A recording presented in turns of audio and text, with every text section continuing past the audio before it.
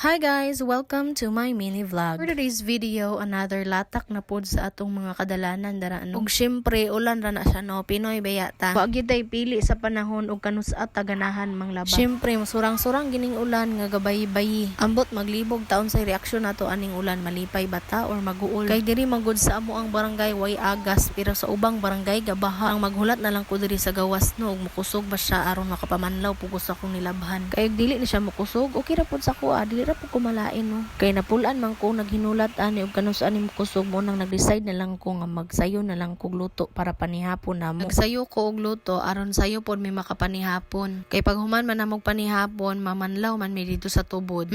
So kani di akong giluto no, kaning adobong takway. Fresh from palengke, 25 ang putos. Ug naglaga na lang pug kog okra kay daghan man kog okra na palit no. Pero wala po na ko gihurot og luto tanan. Human nimog pabukal ana, mag-prepare din kag ginamos pagkalamian na lang gyud ni sila iparis. Utangan day nimo bombay o kalamansi o perfect na kaayo.